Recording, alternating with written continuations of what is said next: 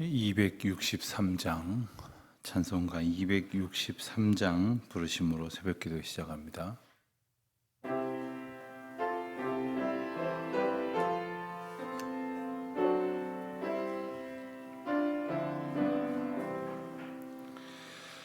이 세상 험하고 나 비록 약하나 늘 기도 힘쓰면 큰 권능 얻겠네. 주의 은혜로 대속받아서 비와 같이 붉은 죄 눈같이 이겠네. 주님의 권능은 한없이 크오니 돌 같은 내 마음 곧 녹여주소서. 주의 은혜로 대속받아서 비와 같이 붉은 죄 눈같이 이겠네. 내 마음이 약하여 늘 넘어지오니 주 예수 힘주사 굳세게 하소서. 주의 은혜로 대속받아서 비와 같이 붉은 죄 눈같이 이겠네. 죄 사함 받은 후 새 사람 되어서 주 앞에 서는 날 늘 찬송하겠네. 주의 은혜로 대속받아서 비와 같이 붉은 죄 눈같이 이겠네. 아멘.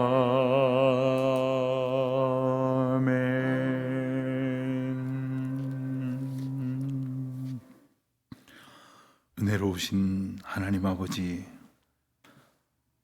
오늘도 주님께서 저희를 인도하여 주시고 또 주의 크신 은총을 소망하는 이마만큼의 믿음을 주셔서 주 앞에 나와 기도하게 하심을 감사드립니다. 더러는 연약한 몸을 가지고 나온 이들도 있습니다.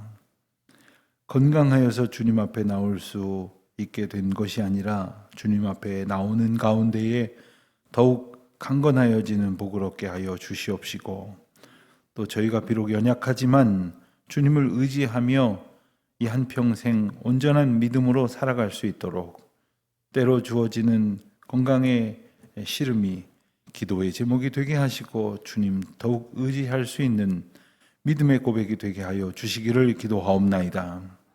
다만 간절히 바라고 원하옵기는 하나님께서 저희들의 연약함을 깨우쳐 일러주시는 가운데에 저희들이 늦지 않게 그 병증들을 알게 하여 주시고 또 적절한 방법으로 확인하여 치료받게 하여 주시고 또 그 가운데에 고치시는 하나님의 은혜를 누리게 하여 주시기를 기도하옵나이다. 하나님, 저희가 어찌할 수 없는 병증이 있다면 주님의 강권적인 역사하심 가운데 놓이게 하여 주시사 저희가 살든지 죽든지 주의 것임을 깨우쳐 알아 죽음을 넘어선 그리스도의 놀라운 생명의 능력이 그리스도를 따르는 믿음 가운데 서 있는 주의 백성들에게도 온전히 선포되게 하여 주시기를 간절히 기도하옵나이다. 하나님, 특별히 병중에 있는 가족들을 돌보는 이들이 더 큰 아픔과 슬픔과 두려움과 염려 가운데 있을지도 모릅니다. 하나님, 저들을 위로하여 주시옵시고 사랑하는 가족들을 두고 하나님 앞에 기도하는 이들 가운데에 하나님의 크신 위로로 강건하여 주시게 하여 주시옵시고 넉넉히 그 모든 상황을 견디어낼 수 있도록 주님의 은혜를 베풀어 주시기를 기도하옵나이다. 하나님, 어떤 이들은 마음의 병을 들어 고통하고 있는 이들이 있습니다. 그 생각 속에 상처로 인하여 아픔과 눌림이 치유되지 않아서 오늘의 삶이 어그러지고 있는 이들이 또한 있습니다. 하나님, 저들을 불쌍히 여겨 주시옵시고 오직 하나님께서 주시는 그 위로와 또한 하나님께서 붙들어 정케하여 주시는 온전한 은혜만이 저희의 마음과 생각과 뜻의 모든 고통들을 제할 수 있사오니 주여 한 사람 한 사람 어루만져 주시옵시고 주님의 장중에 거하게 하여 주시기를 기도드립니다. 오직 그리스도의 치유하시는 은혜로 말미암아 상한 심령들이 노임을 얻게 하여 주시옵시고 찢겨진 마음들이 싸매어지게 하여 주시옵시고 눌린 마음들이 새로운 은혜로 그 모든 것들을 물리치고 넉넉히 이겨낼 수 있도록 주님의 은혜를 베풀어 주시옵소서. 하나님, 근심과 염려 가운데에서 한 해가 저물어가고 있는 일들을 두려워하고 있는 이들이 있습니까? 올해가 가기 전에 꼭 이 문제가 해결되기를 바라는 그러한 간절한 소망을 가지고 있는 이들이 있습니까? 하나님, 한 사람 한 사람 만나 주시되 그 문제가 정말 하나님의 은혜 가운데에 속히 해결될 수 있도록 그리고 풀려질 수 있도록 정말 이 해가 가기 전에 묵은 상처처럼 다 씻겨져 내려갈 수 있도록 주님 은혜를 베풀어 주시되 혹 더 견뎌야 할 일이라고 한다면 하나님의 주시는 은혜로 잘 견뎌낼 수 있도록 도와주시옵소서. 주님, 한 해를 마무리하고 새로운 한 해를 준비하면서 교회의 각 기관과 또한 크고 작은 모임들이 새로운 일꾼들을 세웠습니다. 하나님, 힘 주시고 소망 주시고 무엇보다도 이 어려운 시대 가운데에 하나님의 나라와 또한 교회 공동체 안의 성도들을 서로 중보하며 위로하며 섬길 수 있는 믿음의 은혜를 그리고 은혜에 넘치는 능력을 주님께로부터 얻게 하여 주시옵소서. 오늘도 마지막 때에 하나님께서 예고하신 귀한 말씀을 통하여 저희들로 깨닫게 하여 주실 은총의 사건을 보게 하시고 그 말씀의 의미를 오늘 되새겨 오늘을 살아가는 저희들에게 주시는 승리의 약속 그리고 하나님께서 이기고 또 이기신 믿음의 사건을 오늘 저희들이 고백으로 살아가는 은혜가 풍성하게 하여 주옵소서. 감사드리오며 예수님의 이름으로 기도하옵나이다. 아멘. 오늘은 계시록 12장을 봅니다. 12장, 13장, 14장까지 말씀을 보게 됩니다.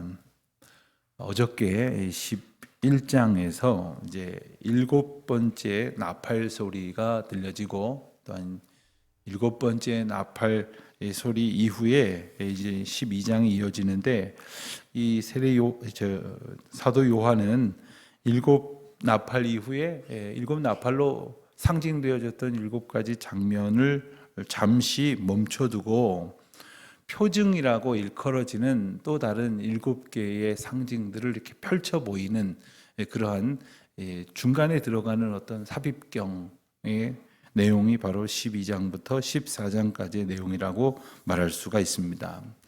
특별히 요한계시록이 상징의 책이고 그리고 요한계시록을 읽을 때 이 상징이라고 하는 특별한 의미를 우리는 마음 가운데 잘 기억을 하고 이 말씀들을 읽어가야 하겠습니다만은 특별히 그 가운데에서도 이 12장, 13장, 14장은 더욱더 그 상징의 의미들이 중요하게 자리하고 있습니다. 그런데 상징이라고 하는 것은 이 아무도 모르게 넣어둔 것은 결코 아닙니다. 상징 말 그대로 어떤 것을 통해서 어떤 다른 이미지를 보게 만드는 겁니다. 근데 이 상징과 본래 이미지와의 관계를 모르면 아무리 봐도 답답한 노릇이지만 그 의미를 알면 그것이 무엇을 뜻하는 것인지를 잘 알 수 있게 될 것입니다. 그렇다면 이 계시록에 나와 있는 그 상징을 푸는 이 원 메시지, 원래의 이미지는 어디서부터 오는 것이냐? 바로 구약의 역사를 통해서 하나님께서 모든 사건과 그리고 이전에 주셨던 이스라엘 백성들에게 주셨던 메시지들을 통해서 그 상징들을 풀어갈 수 있게 하신다 하는 것을 기억하게 됩니다. 우선 12장에 보면 로마 제국의 그 박해와 핍박 아래에 있었던 고난받는 7교회, 또 7교회를 상징하는 가운데에 이 말씀을 읽어야 될 수많은 하나님의 백성들이 그 배후에서 벌어지는 영적 전쟁을 어떻게 이겨낼 것인가. 그래서 12장과 13장에 보면 커다란 두 개의 전쟁이 나오는데 12장에서는 천상의 전쟁이라고 한다면 13장에서는 이 땅 가운데에서 벌어지는 세상의 전쟁이 이제 12장과 13장에 이렇게 상징적으로 묘사가 된다고 말할 수 있겠습니다. 그 가운데에서도 12장에서는 먼저 창세기 3장 말씀 3장 15절에서 근거한 그 뱀과 그리고 인류의 어떤 갈등 속에서 그리고 그리스도의 등장으로 인하여 그 인간이 지은 모든 죄의 문제를 해결하시는 이 구속사적인 은혜의 사건들이 바로 여기와 연결이 되어져 있습니다. 그래서 창세기에 나오는 뱀은 용으로 상징이 되어지고 그래서 용이 여자를 그리고 그들의 백성들을 공격하는 그러한 장면이 나옵니다. 그런데 그 공격을 받는 여자는 곧 인류를 의미하는 것이고 메시아와 그의 백성들을 공격하는 내용이 나오는데 메시아이신 예수 그리스도는 십자가와 부활을 통해서 그 영적 싸움에서 승리를 거두시고 그리고 그 승리를 거두신 것으로 인해서 용은 패퇴하여 땅으로 내쫓기게 된다 하는 내용이 나옵니다. 그리고 용은 이 땅에서 많은 사람들에게 증오와 박해를 가함으로써 그들을 또 다른 증오와 또 다른 박해의 동반자들로 성도들을 공격하게 만듭니다. 그러나 결론적으로 성도들은 어린 양의 보혈의 피를 의지한 믿음으로 이 영적 싸움에서 이겨낸다라는 것이 이 12장에 나오는 영적 전쟁의 어떤 결말이 되어지는 것입니다. 그런 과정 가운데에서 요한이 분명히 일러주는 것은 성도들에게 있어서 진짜 원수는 누구인가? 그것은 어떤 눈앞에 보이는 어떤 세력, 예컨대 당시로 말하면 로마가 될 것이고 또 좀 거슬러 올라가면 헬라가 될 것이고 더 거슬러 올라가면 바사가 될 것이고 더 거슬러 올라가면 바벨론이 될 것이겠죠. 그래서 이스라엘 백성들, 하나님 앞에 온전히 살아가려고 하는 성도들을 회방하는 그러한 이들만이 한정된 진짜 원수가 아니라 바로 그 모든 배후에서 성도들을 괴롭히는 그러한 용으로 상징되어지는 악한 세력들, 그 영적 싸움 가운데 우리가 있다라는 것을 기억해야 하는 겁니다. 그런데 아둔한 상황 속에 아둔한 생각에 매여 있는 사람들은 이게 나를 공격하는 것인지 나를 위하는 것인지를 분별을 못하는 거죠. 그래서 나의 것을 뺏어가려고 하는 것인 사람, 나를 사기를 쳐서 나의 것을 앗아가려고 하는 사람을 나를 도와주는 사람인 줄로 착각을 하고 넘어가는 겁니다. 이 간단한 도식이 영적 전쟁 가운데에서도 그대로 나타난다, 이렇게 말할 수가 있겠습니다. 13장에 가서 보면 세상에 펼쳐지는 전쟁, 이 12장에 천상의 전쟁과 세상에서 벌어지는 이 전쟁이 조금 대조되어져서 대별되어져서 이렇게 보여지는데, 세상의 전쟁을 우리로 하여금 세상의 전쟁을 싸우게 만드는 두 짐승들이 묘사가 됩니다. 그 두 짐승은 하나는 이 세상의 군사력, 물리적인 힘을 상징하는 군사력을 가지고 우리를 공격해오는 그러한 짐승이 하나 있다고 한다면, 또 다른 것은 경제적인 그러한 선동을 통해서 우리를 공격해오는 그러한 세력이 있다라고 말할 수 있습니다. 그런데 이 두 짐승들은 때로는 어떤 물리적인 힘으로, 또 때로는 경제적인, 이것은 사실 유혹이 될 수 있죠. 이것이 우리에게 이 짐승, 경제적인 문제를 가지고 우리를 공격해오는 그 영적 대적 앞에 우리가 잘 맞장구를 쳐주고 순응하면 그 경제적인 유익을 우리에게 나눠줄 수 있다라고 하는 유혹을 가지고 있는 것이죠. 그래서 이 짐승은 군사력인 세상의 힘이라고 하는 것이나 물질이라고 하는 것 앞에 전적인 충성을 요구하는데, 그 표로 이마에 표를 준다, 뭐 이런 표현을 13장에서 우리가 볼 수 있게 됩니다. 그런데 이것은 또 어떤 상징을 의미하느냐 하면, 신명기 6장 말씀을 보면 이스라엘아 들으라 하시면서 이스라엘 백성들을 내 하나님 여호와를 사랑하고 또 하나님 앞에 마음과 정성과 힘을 다하여 섬기라고 하신 그 쉐마, 이스라엘아 들으라 했던 그 쉐마의 말씀, 모든 백성들을 하나님의 주권 가운데로 초청하여 붙드시는 그 말씀의 상징 가운데 하나가 이마에 표를 주신다는 것이었습니다. 그런데 하나님께서 친히 이마에 표를 주시고 그 표를 받은 백성으로 상징되어지는 이스라엘 백성들이 세상 권세나 세상 물질의 짐승 앞에 순복하고 절대적으로 충성했을 때 그로부터 짐승의 표를 받는다, 이런 묘사로 설명을 하는 것입니다. 그래서 13장에 보면 그 짐승의 수가 여기에 있으니 666이다 하는 그 666이라고 하는 숫자가 등장을 합니다. 이것 때문에 참 오랜 세월 동안 말이 많았죠. 그래서 어떤 이들은 이 666이 컴퓨터로 제어하는 모든 것을 다 666이라고 말한다. 또 어떤 상점에 가서 뭐 물건을 살 때 이렇게 스캐닝하는 그래서 삐 하고 소리 나니 바코드가 666이다. 이래서 이런 거 다 쓰지 말아야 된다. 그래서 심지어는 이 어떤 이 원리주의에 확 매여 있는 사람들은 병원에 가면 환자 이렇게 바코드를 주지 않습니까? 이 바코드, 나 이거 받지 않는다, 치료받지 않겠다, 수술받지 않겠다, 뭐 이런 사람까지 나타났다는 것이지요. 그런데 이것만 말씀을 드리면 이 짐승의 수가 666이다 하는 것을 여러 가지로 해석을 합니다만, 우선 많은 성서학자들은 이 666이라고 하는 숫자 또한 상징인데, 그것이 포괄적인 상징의 의미를 나타낸다고 볼 수도 있겠지만, 구체적으로 666이라는 것이 어떻게 쓰일 수 있느냐, 우선 이스라엘 백성들은 히브리어와 헬라어를 사용을 하는데, 그 히브리어와 헬라어는 각 음차의 음가에 그 숫자를 부여합니다. 우리말로 하면 기역, 니은, 디귿, 리을 이렇게 말하는데, 기역은 1, 니은은 2, 디귿은 3, 뭐 이런 식으로 숫자를 부여를 합니다. 그래서 그 숫자를 알파벳으로, 이 어떤 숫자를 알파벳으로 다시 치환을 해서 이것을 더하면 666이 되는 숫자가 있다. 그런 글자가 있다. 그 글자가 무엇이냐?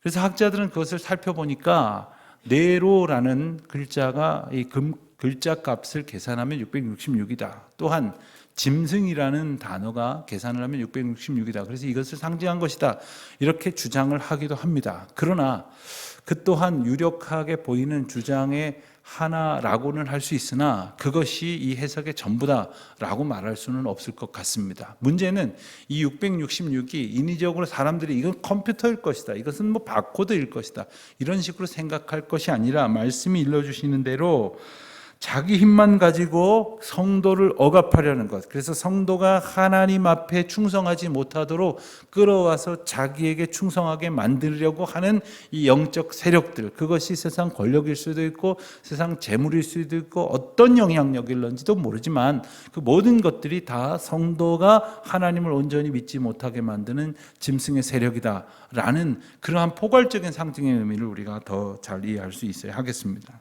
14장에서는 죽임을 당한 어린 양, 그리고 어린 양의 군대에 대한 장면이 나옵니다. 그리고 이 영적 싸움 가운데에서 승리의 새 예루살렘이 등장을 하고, 그래서 하나님을 경배하고 그 짐승 앞에 머리 숙여 있던 이들을 이끌어내는 그러한 권면의 말씀이 나옵니다. 그리고 14장 하반절에 가서 보면 최후의 심판의 장면이 나오고, 하나님의 백성에 대한 그러한 심판의 장면 가운데에서 두 종류의 추수의 장면이 나오는데, 하나는 하나님의 백성으로 상징되어지는 곡식의 추수 장면이 나오고, 또한 인류의 악에 취하여서 부안해동하고 있는 그 포도송이로 상징되어지는 추수의 장면이 나옵니다. 자, 이런 12장, 13장, 14장처럼 명확하게 어떤 영적 싸움 가운데에서 하나님의 백성들이 취하여야 할 것과 피하여야 할 것들을 보여주시면서 우리에게 선택을 요구하시는 말씀이기도 합니다. 그래서 바벨론에 저항하고 어린 양을 따르는 의의 백성이 될 것인가, 아니면 짐승을 따른 채 결국 패배하고 말 것인가, 이 명료한 어떤 상징적 그림 가운데에서 하나님 앞에 굳게 붙들림 받을 것을 권면받았던 초대교회 성도들처럼 우리가 이 12장부터 14장까지 말씀을 함께 그 마음을 가지고 읽어가는 시간을 갖겠습니다. 12장입니다. 제 12장. 하늘에 큰 이적이 보이니 해를 옷 입은 한 여자가 있는데 그 발 아래에는 달이 있고 그 머리에는 12별의 관을 썼더라. 이 여자가 아이를 베어 해산하게 되매 아파서 애를 쓰며 부르짖더라. 하늘에 또 다른 이적이 보이니 보라, 한 큰 붉은 용이 있어 머리가 7이요 뿔이 10이라. 그 여러 머리에 7 왕관이 있는데 그 꼬리가 하늘의 별 3분의 1을 끌어다가 땅에 던지더라. 용이 해산하려는 이 여자 앞에서 그가 해산하면 그 아이를 삼키고자 하더니 여자가 아들을 낳으니 이는 장차 철장으로 만국을 다스릴 남자라. 그 아이를 하나님 앞과 그 보좌 앞으로 올려가더라. 그 여자가 광야로 도망하며 거기서 1260일 동안 그를 양육하기 위하여 하나님께서 예비하신 곳이 있더라.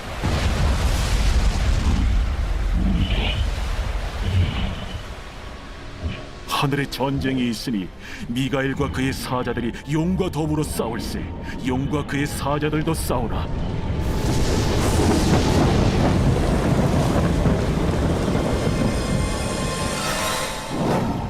이기지 못하여 다시 하늘에서 그들이 있을 것을 얻지 못한지라. 큰 용이 내쫓기니 옛 뱀 곧 마귀라고도 하고 사탄이라고도 하며 온 천하를 꿰는 자라. 그가 땅으로 내쫓기니 그의 사자들도 그와 함께 내쫓기니라. 내가 또 들으니 하늘에 큰 음성이 있어 이르되,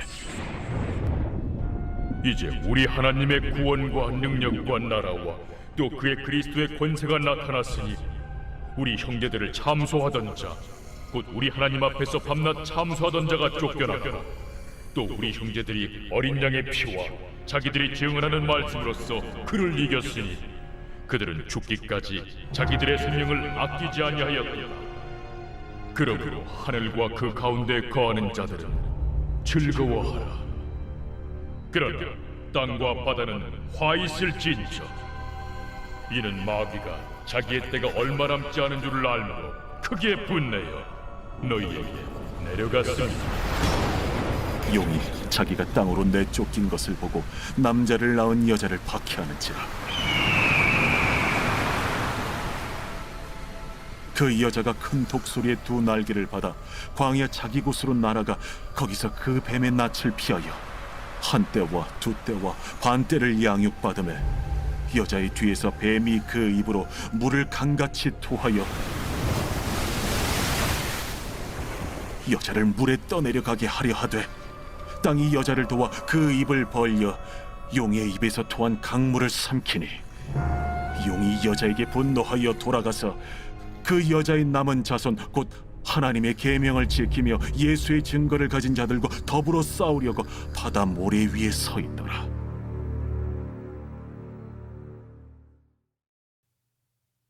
제13장.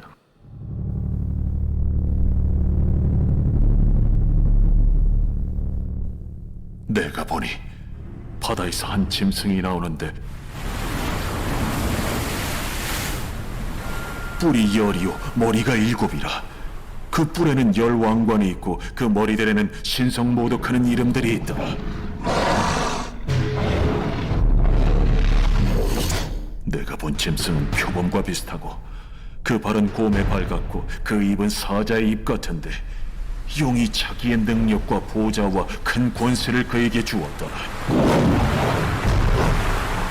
그의 머리 하나가 상하여 죽게 된 것 같더니 그 죽게 되었던 상처가 나음에 온 땅이 놀랍게 여겨 짐승을 따르고 용이 짐승에게 권세를 주므로 용에게 경배하며 짐승에게 경배하여 이르되 누가 이 짐승과 같으냐?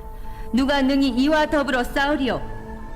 또 짐승이 과장되고 신성모독을 말하는 입을 받고 또 42달 동안 일할 권세를 받으니라. 짐승이 입을 벌려 하나님을 향하여 비방하되 그의 이름과 그의 장막 곧 하늘에 사는 자들을 비방하더라. 또 권세를 받아 성도들과 싸워 이기게 되고 각 족속과 백성과 방언과 나라를 다스리는 권세를 받으니 죽임을 당한 어린 양의 생명책에 창세 이후로 이름이 기록되지 못하고 이 땅에 사는 자들은 다 그 짐승에게 경배하리라. 누구든지 귀가 있거든 들을지어다. 사로잡힐 자는 사로잡혀 갈 것이요 칼에 죽을 자는 마땅히 칼에 죽을 것이니 성도들의 인내와 믿음이 여기 있느니라. 내가 보매 또 다른 짐승이 땅에서 올라오니 어린 양같이 두 뿔이 있고 용처럼 말을 하더라. 그가 먼저 나온 짐승의 모든 권세를 그 앞에서 행하고 땅과 땅에 사는 자들을 처음 짐승에게 경배하게 하니 곧 죽게 되었던 상처가 나은 자니라. 큰 이적을 행하되 심지어 사람들 앞에서 불이 하늘로부터 땅에 내려오게 하고 짐승 앞에서 받은 바 이적을 행함으로 땅에 거하는 자들을 미혹하며 땅에 거하는 자들에게 이르기를 칼에 상하였다가 살아난 짐승을 위하여 우상을 만들라 하더라. 그가 권세를 받아 그 짐승의 우상에게 생기를 주어 그 짐승의 우상으로 말하게 하고 또 짐승의 우상에게 경배하지 아니하는 자는 며칠은지 다 죽이게 하더라. 그가 모든 자, 곧 작은 자나 큰 자나 부자나 가난한 자나 자유인이나 종들에게 그 오른손이나 이마에 표를 받게 하고 누구든지 이 표를 가진 자 외에는 매매를 못하게 하니 이 표는 곧 짐승의 이름이나 그 이름의 수라. 지혜가 여기 있으니 총명한 자는 그 짐승의 수를 세어보라. 그것은 사람의 수니 그의 수는 666이니라. 제14장. 또 내가 보니 보라 어린 양이 시온산에 섰고 그와 함께 14만 4천이 서 있는데 그들의 이마에는 어린 양의 이름과 그 아버지의 이름을 쓴 것이 있더라.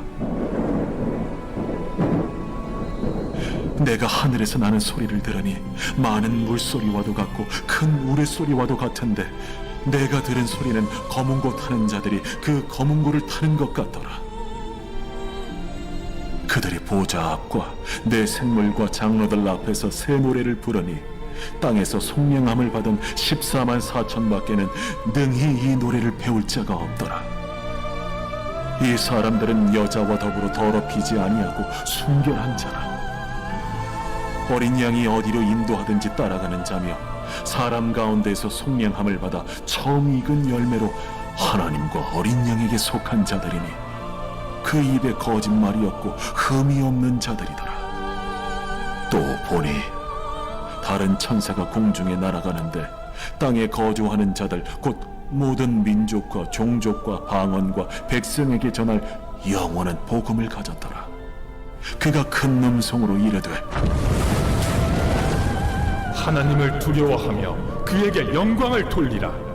이는 그의 심판의 시간이 이르렀음이니 하늘과 땅과 바다와 물들의 근원을 만드신 이를 경배하라.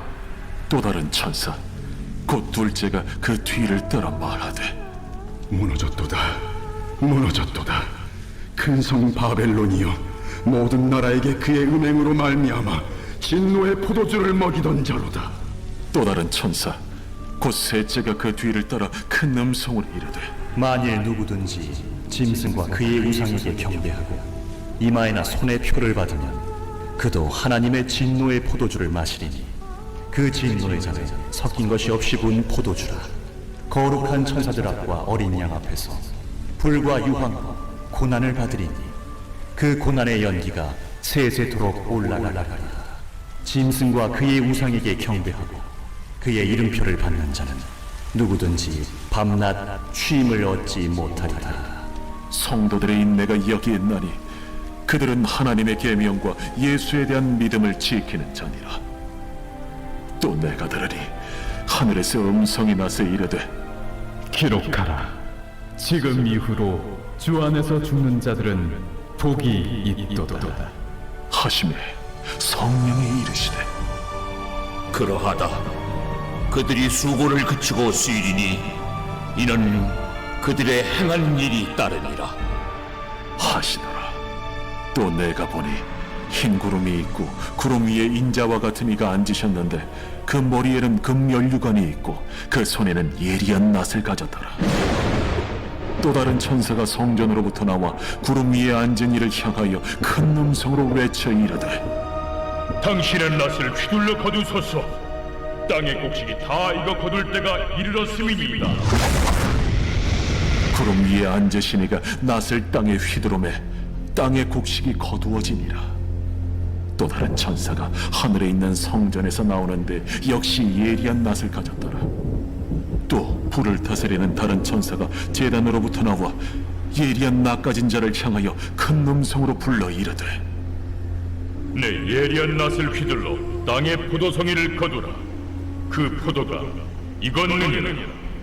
천사가 낫을 땅에 휘둘러 땅의 포도를 거두어 하나님의 진노의 큰 포도주 틀에 던지매 성 밖에서 그 틀이 밟히니 틀에서 피가 나서 말 굴레까지 닿았고 1600 스타디온에 퍼졌더라. 아멘. 기도하시겠습니다. 하늘에 계신 우리 아버지, 아버지의 이름을 거룩하게 하시며 아버지의 나라가 오게 하시며 아버지의 뜻이 하늘에서와 같이 땅에서도 이루어지게 하소서. 오늘 우리에게 일용할 양식을 주시고 우리가 우리에게 잘못한 사람을 용서하여 준 것 같이 우리 죄를 용서하여 주시고 우리를 시험에 빠지지 않게 하시고 악에서 구하소서. 나라와 권능과 영광이 영원히 아버지의 것입니다. 아멘.